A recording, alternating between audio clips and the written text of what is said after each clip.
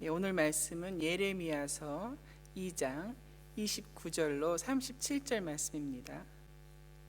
예레미야서 2장 29절로 37절 말씀, 제가 먼저 봉독하겠습니다. 너희가 나에게 대항함은 어찌 됨이냐? 너희가 다 내게 잘못하였느니라. 여호와의 말씀이니라. 내가 너희 자녀들을 때린 것이 무익함은 그들이 징계를 받아들이지 아니함이라. 너희 칼이 사나운 사자같이 너희 선지자들을 삼켰느니라. 너희 이 세대여, 여호와의 말을 들어보라. 내가 이스라엘에게 광야가 되었었느냐? 캄캄한 땅이 되었었느냐? 무슨 이유로 내 백성이 말하기를 우리는 노였으니 다시 주께로 가지 아니하겠다 하느냐? 처녀가 어찌 그의 폐물을 입겠느냐? 신부가 어찌 그의 예복을 입겠느냐? 오직 내 백성은 나를 잊었나니 그 날수는 셀 수 없거늘. 내가 어찌 사랑을 얻으려고 내 행위를 아름답게 꾸미느냐? 그러므로 내 행위를 악한 여자들에게까지 가르쳤으며 또 내 옷단에는 죄 없는 가난한 자를 죽인 피가 묻었나니 그들이 담구멍을 뚫었기 때문이 아니라 오직 이 모든 일 때문이니라. 그러나 너는 말하기를 나는 무죄하니 그의 진노가 참으로 내게서 떠났다 하거니와 보라, 내 말이 나는 죄를 범하지 아니하였다 하였으므로 내가 너를 심판하리라. 우리 다 같이 읽겠습니다. 네가 어찌하여 내 길을 바꾸어 부지런히 돌아다니느냐? 내가 아수르로 말미암아 수치를 당같이 또한 애굽으로 말미암아 수치를 당할 것이라. 내가 두 손으로 내 머리를 싸고 거기서도 나가리니 이는 내가 의지하는 자들을 나 여호와가 버렸으므로 내가 그들로 말미암아 형통하지 못할 것임이라. 오늘 본문이 속한 그 2장은 9절에서 여호와께서 내가 너희와 싸우리라, 너희 자손과 싸우리라 라고 하면서 이제 하나님께서 범죄한 이스라엘을 고발하는 내용이 이제 어제 본문인 28절까지 계속되었습니다. 그리고 나서 오늘 본문 첫 구절에서는 오히려 이스라엘이 하나님께 대항하여서 하나님을 상대로 소송을 제기하려 하는 을 지적하는 그 글로 시작되고 있습니다. 29절에 보면 너희가 나에게 대항함은 어찌 됨이냐? 개역 한글 번역에서는 너희가 나와 다툼은 어찌 됨이냐라고 해서 임박한 심판 앞에서도 자신의 범죄함을 인정하지도 또 반성하지도 물론 용서를 구하지도 않는 이스라엘 백성들임을 알 수 있습니다. 이에 대해서 29절 하반절에 하나님께서 너희가 다 내게 잘못하였느니라. 여기서 잘못하다는 것은 이제 범죄함을 의미하므로 다시 한번 번역하면 너희가 다 내게 범죄하였느니라고 선언하십니다.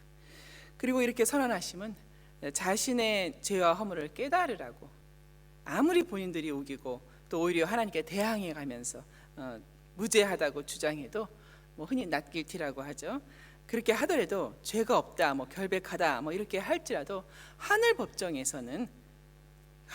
심판에서는 너희는 다 내게 범죄하였느니라 인 것입니다.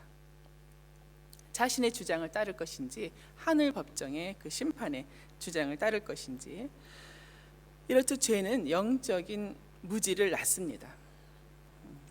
영적인 소경이 되게 합니다. 봐야 할 것을 보지 못하게 하고 들어야 할 것을 듣지 못하게 합니다. 죄에 대해서 분별력을 잃게 만드는 것이 영적 소경이 되게 하는 것이 죄의 본질입니다. 그렇게 되면 징계도 교훈도 멸시하게 되는 것이죠. 성도에게 있어서 하나님의 교훈과 징계를 어떻게 받아들이느냐, 그가 어떻게 이런 모든 징계와 또 교훈을 어떻게 받아들이느냐가 바로 그의 영성의 바로미터입니다. 그가 하나님을 향하고 있는지 아니면 그가 하나님을 돌아서서 세상을 향하고 있는지의 바로미터는 바로 징계 또 교훈을 어떻게 받아들이고 있느냐, 그렇습니다.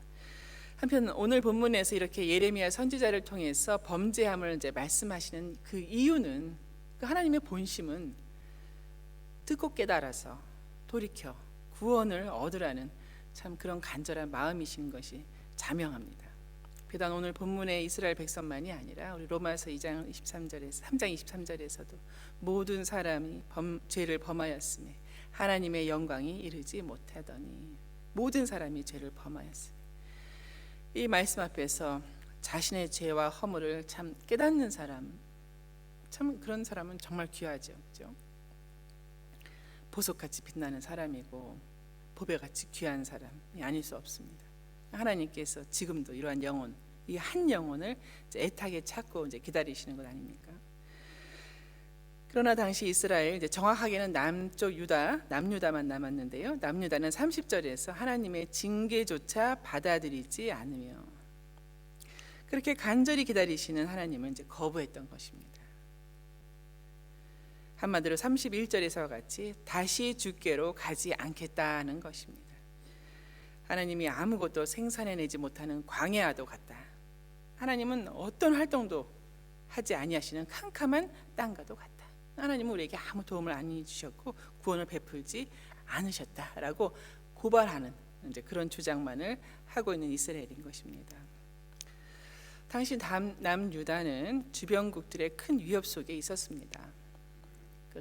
그 이스라엘을 봤을 때 왼편에 애굽이 있고요, 이스라엘이 있고요. 또 오른편에는 아수르, 메소포타미아, 바벨론, 또 당시 또 그리스에서는 폴리스라고 하잖아요. 도시 국가들이 형성되면서 그 소아시아와 또 지중해를 통하여서 이쪽 중동 쪽으로 많이 진출하려고 할 때였습니다.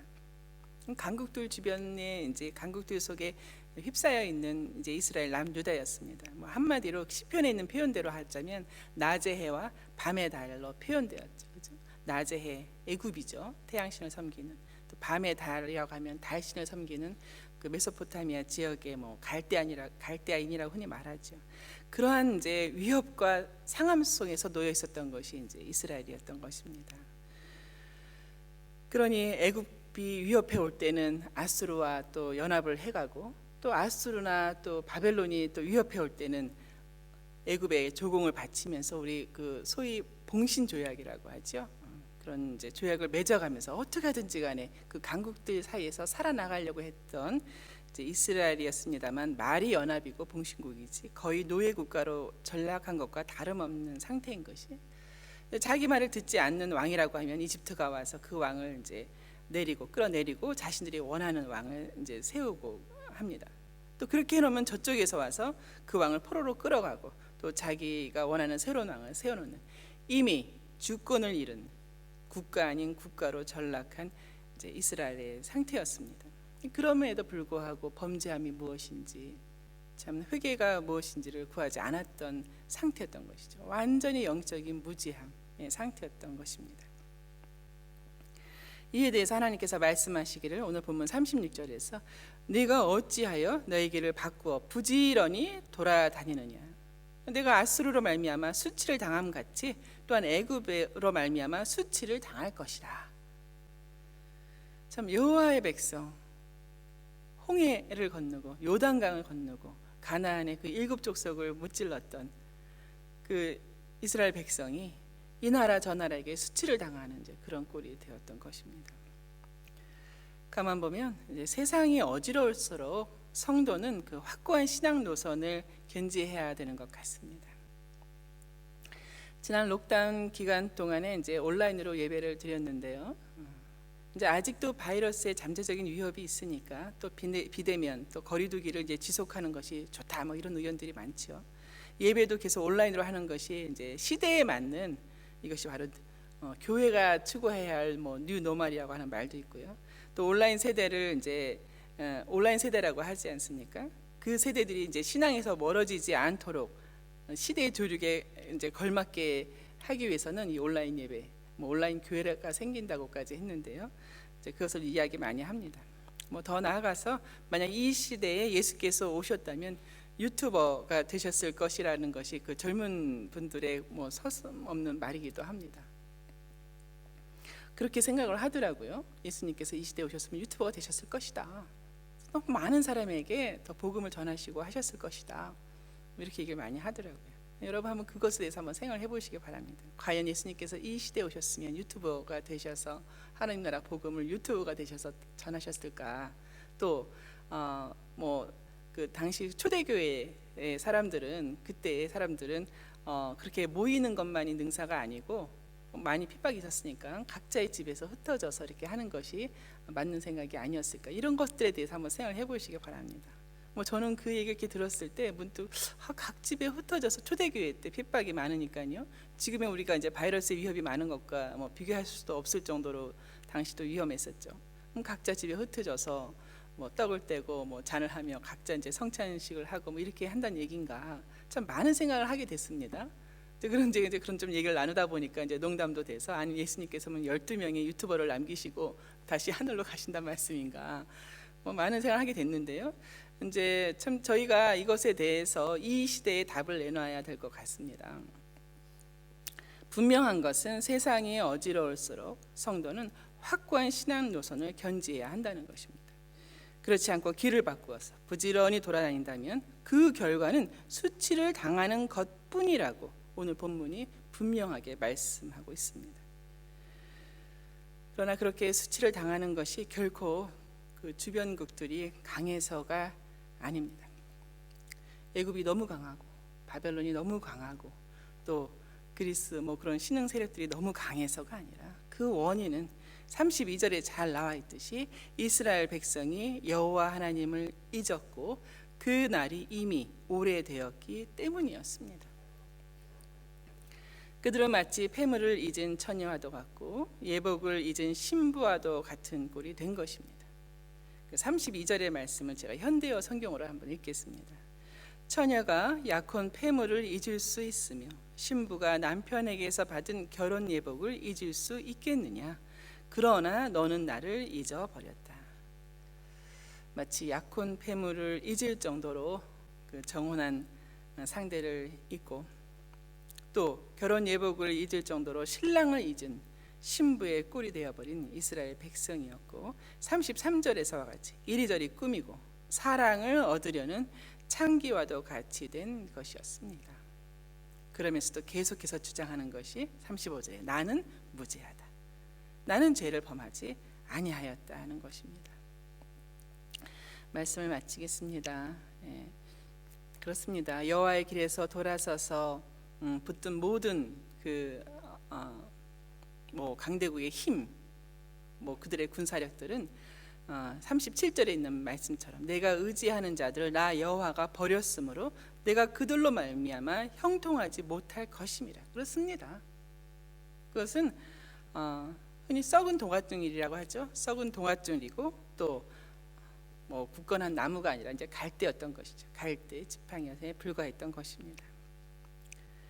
이사야 26장 3절에는 이런 말씀이 있습니다. 주께서 심지가 견고한 자를 평강하도록 지키시리니 이는 그가 주를 신뢰함이니이다. 또 4절에 너희는 여호와를 영원히 신뢰하라. 주 여호와는 영원한 반석이시미로다. 신실한 여호와 하나님을 의지하여서 그 예복을 잊지 않도록 노력해야겠습니다. 그럼에도 불구하고 오늘 본문에서 내 백성은 나를 잊었다고 했습니다. 그 날수가 셀 수 없을 정도로 오랫동안 지속되었다고 했습니다. 그렇게 하나님을 오랫동안 잊은 것에 대해서 뭐 우리가 기억력이 나쁘거나 뭐 기억력이 좋지 않다고 해서 책망하시는 것인지 아니시죠. 하나님의 사랑을 잊을 정도로 무엇인가 다른 것에 이제 빠져 있다는 것이죠. 뭐 여러분 잘 아시다시피 세상 사랑에 빠져 있는 것이죠. 세상 사랑에 빠져 있고 거기에 마음이 빼어 있고 그 일로 바쁘고 또 거기서 울고불고 하는 것이죠. 그것이 이제 그 당시에는, 이 본문에서 말하는 이 당시에는 이제 그 세상 사랑이 바알 신앙으로 나타났던 것입니다. 이 시대에도 바알 신앙은 있습니다. 뭐 여러분과 제 안에도 바알 신앙이 있습니다. 사람마다 다 다르겠지만 분명히 똑같은 것은 그것으로 말미암아서 하나님을 잊게 된다는 것입니다. 처음에는 한 날을 잊겠죠. 그러다 보면은 이틀을 잊어지고 언젠가 보면은 주일을 잊고 그렇게 잊어져 가는 그 세월이 오래 가도록 만드는 것은 이 시대의 바알 신앙이 분명합니다. 뭐 저도 제 안에 있어서 참 이번에 이 본문을 보면서 많이 성찰하게 됐습니다. 내 안에 내가 섬기는 바알은 무엇인가? 내가 섬기고 내가 사랑하는 세상은 무엇인가? 그것이 나로 하여금 더 하나님께 가까이 가게 하는가? 아니면 하나님을 잊게 만드는가? 그 말씀을 경홀히 여기게 만드는가? 그렇습니다. 이 시대의 바알은 무엇인지, 내 안에 내가 섬겨하는 바알은 무엇인지 참 깨닫고 돌이켜서 오직 주께로 한 걸음 더 나아가는 정말 아름다운 신부, 예복을 갖춰 입은 신부, 폐물을 귀히 여기는 처녀가 되어서 오늘 하루를 사시는 여러분 되시기를 바랍니다.